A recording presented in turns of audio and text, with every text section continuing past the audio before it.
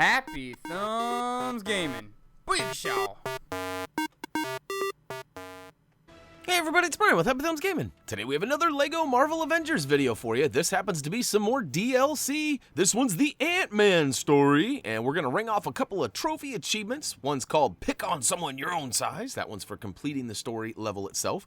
And we're also going to get that True Avenger requirement at 70k, which gives us that Heroes Don't Get Any Bigger trophy achievement. So, no mini kits, and we're going to save Mr. Lee in another video. But we do pick up 2 gold bricks. Again, one for completing the level, and one for getting that True Avenger requirement. So, here we are. We got Thor and Iron Man, and we're right here in the Manhattan hub. We're going to go ahead and head up to space.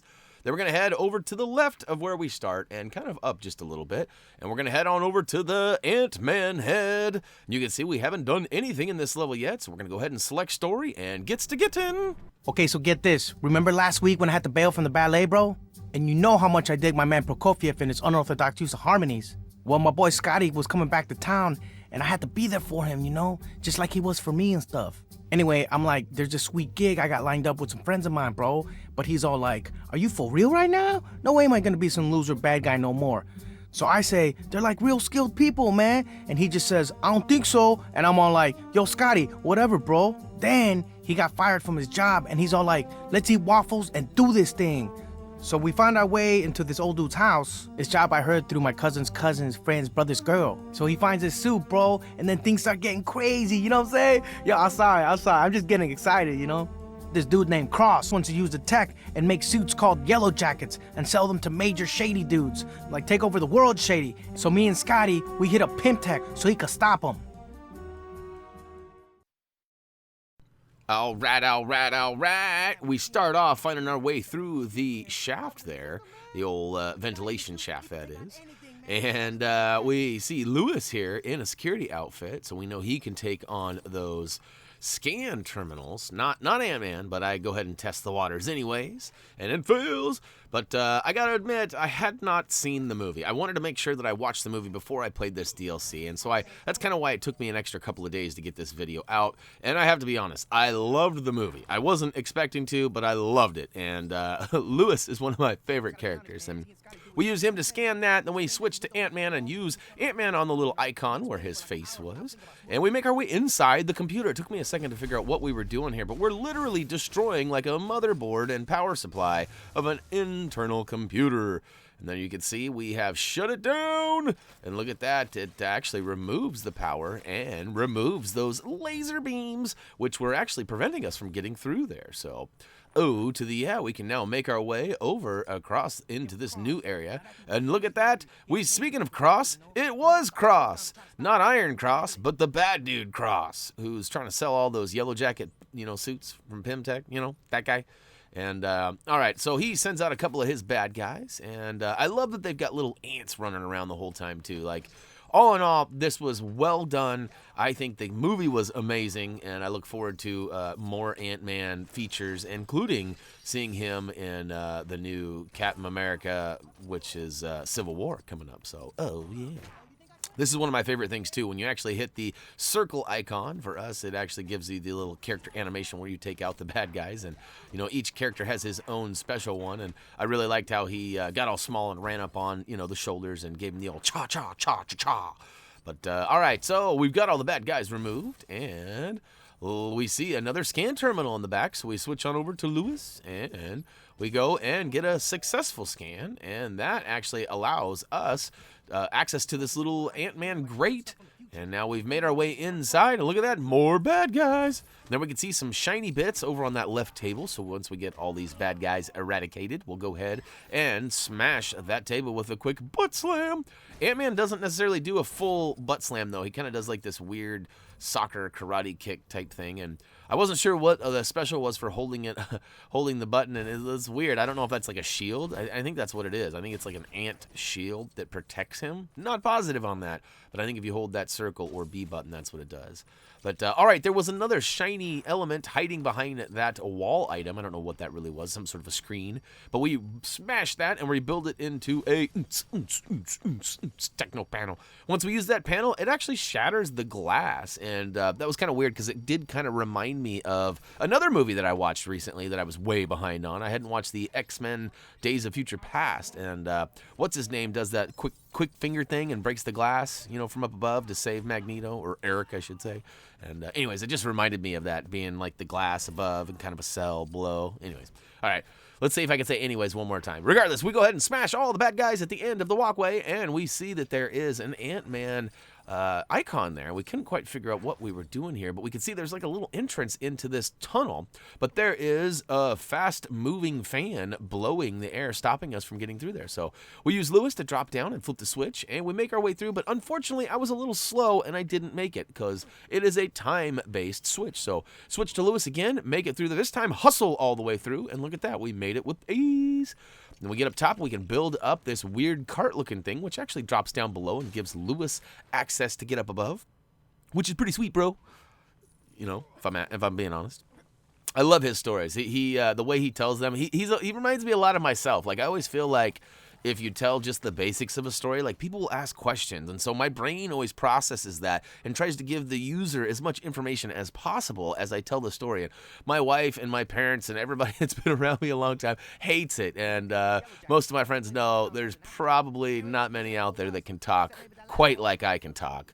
But that being said, I have found a pretty perfect job, or hobby anyways, that I can provide you guys with information with non-stop talking. But all right, so we've made it up top, and we are getting our cha-cha on with all these bad guys. I love that Lewis has smoothie cups too. Like, there's all sorts of humor in this game, and I love it. But all right, we use Lewis to target yet another target, and look at this. A bunch of pieces drop down, and we're going to rebuild those up into 2 pull switches, which we're going to go ahead and hop up on one of them with one character, switch to the other, and pull it down. And look at that. It reveals another Ant-Man grate. So we go small and get inside yet another computer. And I have to be honest, this one kind of threw me for a loop. The camera shows the left side being locked, right? Shows locked and a color pattern. So I figure out that the color pattern is represented here by these push switches. So you can push the back one, which gives you the red color. The middle one gives you the green color, and the front one gives you the blue color. Now, each of those has 3 different spots you can rest it at. And if you notice, the colors pattern on the left is green, blue, red. So I get it green, blue, red. And I'm thinking, okay, well, it's locked. Shouldn't it unlock? I'm like, okay, well, let me jump on this switch to make it. No, that didn't work either. So then I look over and I think, okay, well, wait a minute. On the left side, that locked icon is actually lit up, and the unlock icon on the right isn't. To me, this is totally backwards. I don't know if anybody else feels this way or not, but once you figure it out, though, you just need to simply provide the pattern on the right, which for us is red, green, blue. I believe it should be the same for you. But all right, I didn't quite get that middle one into place. As you can see, there's no green lit icon in the back, but I push it in, and look at that. Booyakashow! It removes the power from a couple of places and gives access to this elevator door here, and a couple of pressure-sensitive switches in there, and also a little icon floating up top. But we don't have a flying character at the moment, so we can't get up there. I know Anthony actually can fly up there, but I don't think we can access him right now. To be honest with you, I didn't even try. And oddly enough, he is labeled as a character, not a vehicle, which I guess makes sense because he is kind of a living creature with, you know, I don't know. He's kind of a drone, if I'm being honest, if you've seen the movie and stuff, but at the same time, you know, he does have, he is a person, he thinks, or he is an ant, which thinks. All right. In this new room here, we see Cross run into that final vault room, which is actually hidden behind some laser beams. So we're going to smash some stuff because we didn't know exactly how many studs were ahead of us or exactly what the True Avenger was. We knew it was close to 70K, but we didn't know if it was 70 or 75. Regardless, we got it, and now we use Lewis on that scan terminal in the back right corner, and now it actually reveals an Ant-Man tunnel that we can climb into, but it also has some fans blowing, and we need to use Lewis's gun to target those and move them around. And honestly, you only need to target the middle one because you need that middle one to be blowing left, not right. And I should say the upper one, not the right one. I don't know. I'm confusing myself.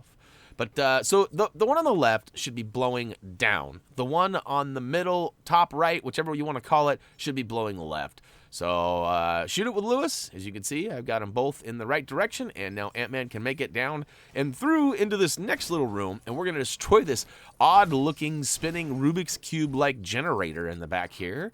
And once we get it all destroyed, it takes down the last of the power nodules. And that's right, nodules. That's right. Me and my wording.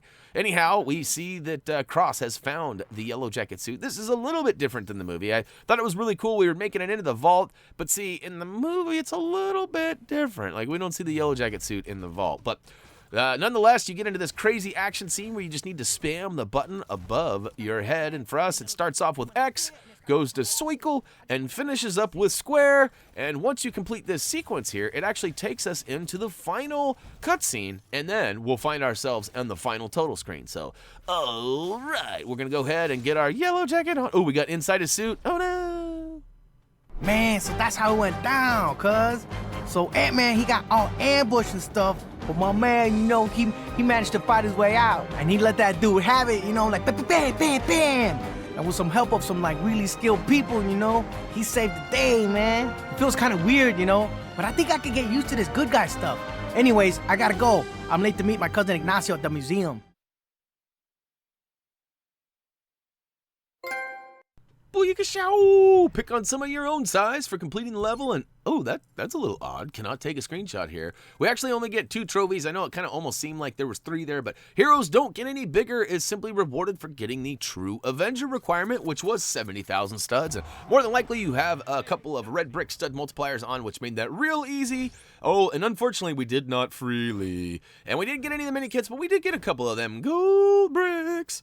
And that being said, we're actually going to roll out to the next video, I guess. I don't know. I wasn't sure what I was saying there. I kind of fumbled my way to the finish line. So, oh yeah. That's going to wrap it up for Lego Marvel Avengers DLC Ant-Man Story, where we got a couple of trophy achievements and had some fun while doing it. And I got to admit, Lewis, that guy cracks me up. I've always loved that dude, the actor, but he's super hilarious in this movie. If you guys have any questions or suggestions or requests, head on over to Facebook, Twitter, or simply comment, vote, subscribe down below. Make sure you check out HappyThumbsGaming.com. We have an online shop as well as some trophy achievement guides and product and gaming reviews. If there's some stuff that you'd like to see us review, let us know, and we'll do what we can to reach out and get our hands on that stuff. And as for everything else, we love you guys. Without you, we'd be nothing. And we appreciate all your support. Make sure you tell your friends and family all about us and click that like button down below. As for me, that's going to do it for right now. We've got some free play that I need to get to because I've busted out all this DLC story stuff, but you guys are wanting them mini kits. So let's go ahead and get to that soon. As always, until next time.